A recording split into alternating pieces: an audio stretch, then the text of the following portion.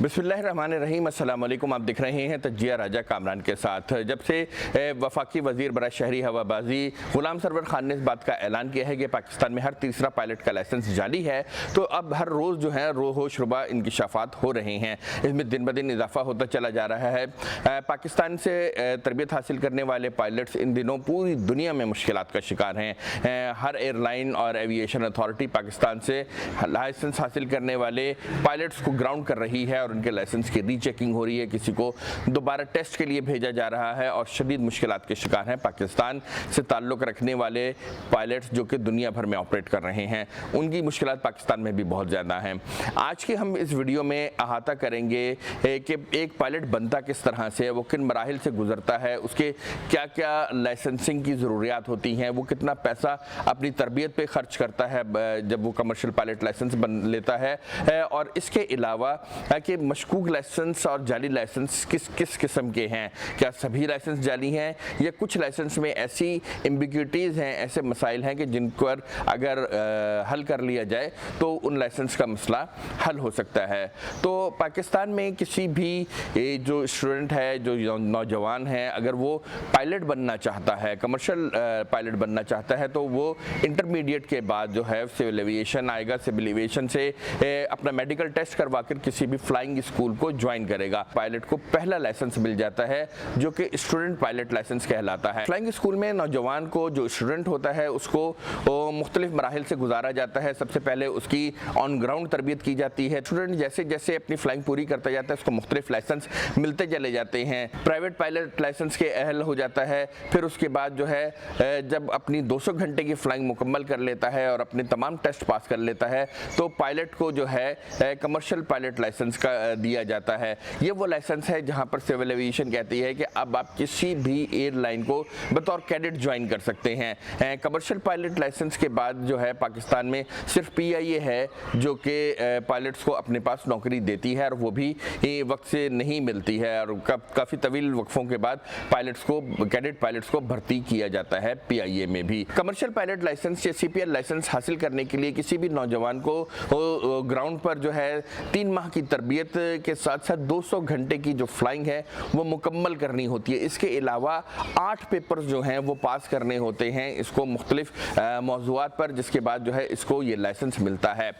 हर घंटे की जो फ्लाइंग है उसके अखराजात 7,000 रुपये से लेके 10,000 रुपये तक हैं, जबकि इसके अलावा स्कूल, फ्लाइंग स्कूल की फ़ीस और सिविल एविएशन की फ़ीसेस और सिविल एविएशन के इम्तहानात की जो फ़ीस है वो भी पायलट को अदा करनी होती है। तकरीबन 40 से 45 लाख के दरमियान एक पायलट जो है वो सिर्फ अपना कमर्शियल पायलट लाइसेंस हासिल करने के लिए खर्च करता है। इस कमर्शियल पायलट लाइसेंस हासिल करने के बाद पायलट जो है 6,500 किलोग्राम से कम वज़न का जो तैयारा है वो उड़ाने का अहल होता है, जबकि सिंगल इंजन, जो कि सिंगल इंजन एयरक्राफ्ट है। तो इस तरह से इस पायलट को PIA में या किसी भी एयरलाइन में भर्ती की इजाज़त मिल जाती है। मुख्तलिफ जो एयरलाइन के तैयारे हैं उनमें बतौर माविन पायलट जो है वो दाएं नशिस्त पर बैठकर कॉकपिट में फ़्लाइट को ऑपरेट करता है और फ्लाइट की ऑपरेशन को सीखता है और बतदरीज इस अमल में आगे बढ़ता चला जाता है। जैसे अगर हम PIA की बात करें तो अगर PIA में कोई कैडेट पायलट आता है तो वो अपने करियर को शुरू करता है बतौर माविन पायलट ATR पे। ATR से वो माविन पायलट एयरबस A320 पर जाता है। एयरबस A310 ख़त्म हो गया PIA में, तो उसके बाद वो बतौर माविन पायलट जो है तरक्की करता है 777 के लिए। 16-17 साल फ्लाइंग करने और कई हज़ार घंटों की फ्लाइंग के बाद पायलट्स को इस बात की इजाज़त दी जाती है कि अब वो ATPL airline transport pilot licence हासिल कर सकता है। इस पायलट लाइसेंस को हासिल करने के लिए वो दोबारा सिविल एविएशन में आता है।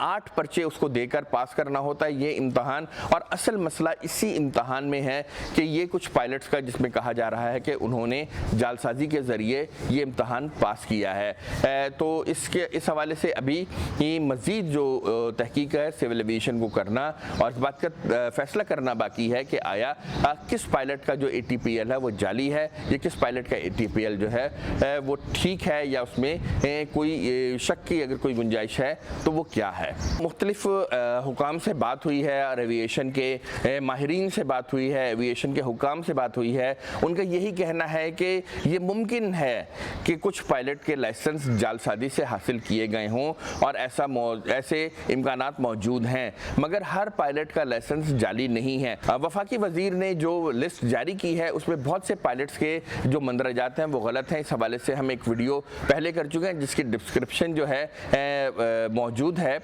मगर इस हवाले से हम देख रहे हैं कि बहुत से ऐसे पायलट के लाइसेंस हैं जो मशकूक है, जिन पे मामूली किस्म के एतराज़ात हैं, जिनको अगर इजहार वजूह का नोटिस जारी करके पायलट को उनसे पूछ लिया जाए तो वो लाइसेंस क्लियर हो सकते हैं, मगर अभी तक सिविल एविएशन ने ऐसा नहीं किया है। अगर हम देखेंगे मशकूक जो लाइसेंस हैं उसमें एक जो पायलट हैं उनसे ये कहा गया है कि आप जिस दिन आपने इम्तहान दिया है उसी दिन आप फ्लाइंग कर रहे हैं, जिस पर पायलट्स का कहना है कि जी 24 घंटे होते हैं एक दिन में।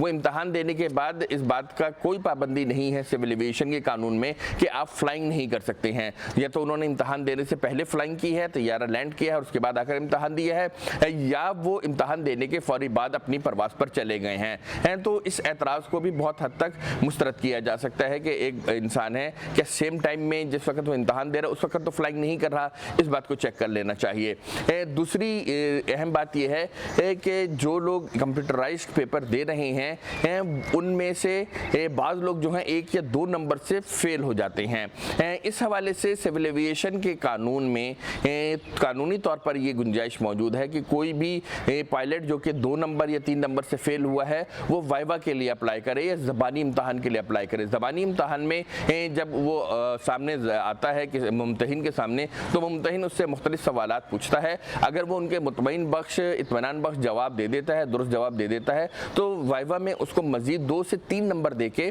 जो 70 नंबर किसी भी पायलट के पासिंग मार्क्स हैं वो उसके पूरे कर दिए जाते हैं, जिसके पास उसको और लाइसेंस का इजरा हो जाता है। तो हमने इस बात को नज़रअंदाज कर दिया है कि पायलट जो है उसने वाइवा में वाइवा देकर अपने जो नंबर्स हैं वो पूरे कर लिए हैं। जो चूँकि उसकी फ़ाइल में जो मार्कशीट लगी है उसमें वो 2 या 3 नंबरों से फेल है, उसके बावजूद उसको लाइसेंस जारी हो गया है, तो हुकाम इस बात को मानने के लिए तैयार नहीं है और वो वाइवा के कानून पर जो वाइवा के कानून के ज़रिए जो उसने नंबर हासिल किए हैं उसको वो कंसीडर नहीं कर रहे हैं। दूसरी किस्म का जो जाली लाइसेंस है उसकी ये वजह है। इसके अलावा ये बात तस्लीम की जा रही है कि बाज़ पायलट्स ने जो लाइसेंस हैं और जो इम्तहानात हैं वो जालसाजी से दिए हैं। इसमें मुख्तलिफ़ किस्म की जालसाजी की गई है, जिसमें IT के लोगों से मिलकर जाली मार्कशीट्स बनाई गई हैं, जाली पर्चे हल किए गए हैं जाली तौर पर, या इसके अलावा किसी और फ़र्द को बिठा के पायलट ने अपनी जगह किसी और फ़र्द को बिठा के इम्तहान दिलवाया है और वो इम्तहान पास किया है। ये तमाम चीज़ें हो सकती हैं, जिसमें जो पहली ने बात कही है उसमें पायलट के लाइसेंस को मशकूक कहा जा सकता है और उस पर एतराज़ात को जो उससे इज़हार वजूह का नोटिस जारी करके उस पर एतराज़ात को हल किया जा सकता है। जो आखिरी जो चीज़ मैंने जिक्र की है उसमें पायलट का लाइसेंस जाली हो सकता है, मगर इसके लिए भी मुकम्मल तहकीक करने की ज़रूरत है।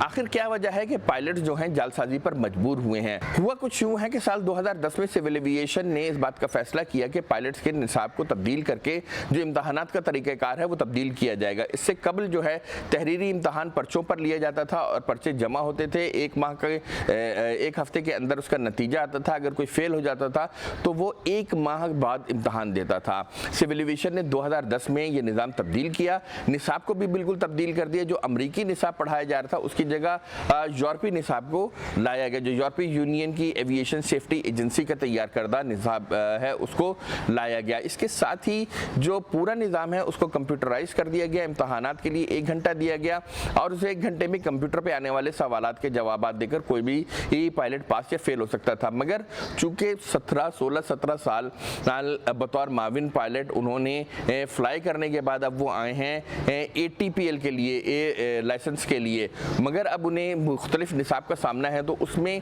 बाज़ पायलट्स ने जालसाजी की है। जहाँ तक पायलट्स के जाली लाइसेंस का मामला है तो इस मामले को बहुत ज़्यादा मिसहैंडल किया गया है। सिविल एविएशन का कानून मौजूद है कि अगर किसी के पायलट के लाइसेंस में कुछ मसाइल हैं या जालसाजी नज़र आ रही है तो उसके हवाले से सिविल एविएशन एक इज़हार वजूह का नोटिस पायलट को जारी कर सकता है, जिस पर पायलट जाकर अपनी वजाहत पेश करे। अगर सिविल एविएशन मुतमईन नहीं है तो उसके लाइसेंस को मनसूख या मुअत्तल कर दे या उसको दोबारा इम्तहान देने के लिए कह सकती है।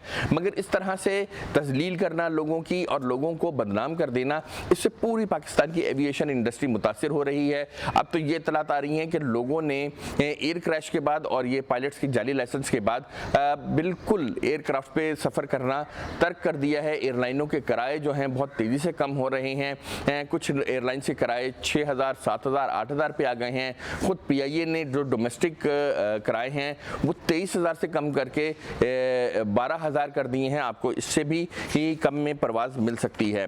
तो मजमूई तौर पर ये जो फैसला हुआ है और ये जो बात की गई है, इससे पाकिस्तान की एविएशन इंडस्ट्री बुरी तरह मुतासिर हो रही है, मुल्क में भी और मुल्क से बाहर भी। इसके अलावा जो फहरिस्त एविएशन डिवीज़न ने जारी की है उसमें जो नकाइस हैं मैं अपनी पिछली वीडियो में इसका जिक्र कर चुका हूँ। बाज़ ऐसे पायलट्स भी हैं जो कि इस दुनिया में नहीं हैं, उनके नाम भी हैं। बाज़ ऐसे पायलट्स हैं जो अपना ATPL ले भी चुके हैं और 30-30 साल से फ्लाइंग कर रहे हैं, उनके नाम भी शामिल कर दिए गए हैं। मजमूई जो पर्चे हैं उनकी तादाद लाइसेंस के लिए 8 है, मगर ये कहा जा रहा है कि जी आपने 9 पर्चे में फेल हो गए हैं मगर आपको फिर भी लाइसेंस मिल गया है।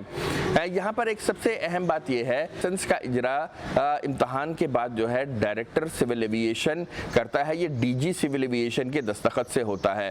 तो अगर इम्तहानात में या कोई भी गलती या मिस्टेक है तो उसमें सबसे पहले सिविल एविएशन के निज़ाम पर तवज्जो दी जानी चाहिए, उस निज़ाम को बेहतर किया जाना चाहिए। हमारी तरफ से आज इतना ही कुछ। आप हमारा चैनल तज्जिया विद राजा कामरान को सब्सक्राइब करें और बेल आइकन को दबा दें, जबकि फेसबुक पे हमारा पेज भी तज्जिया विद राजा कामरान या TWRK को लाइक करें ताकि आपको हमारी वीडियोज़ और अपडेट मिलती रहें। अगर आपको कोई सवाल है या आप समझते हैं कि जो हमने मालूमात दी है उसमें कोई कमी बेशी रह गई है तो आप हमें इनबॉक्स करें, तो हम उसको अपनी अगली वीडियो में इनकॉर्पोरेट करने की और उसको शामिल करने की कोशिश करेंगे। आपका बहुत शुक्रिया हमारी इस वीडियो को देखने का। हम एक नई वीडियो के साथ आपके सामने फिर हाजिर होंगे, नई मालूमात के साथ, नई चीज़ों के साथ। तो हमारा चैनल देखते रहिए तज्जिया विद राजा कामरान। आपका बहुत शुक्रिया।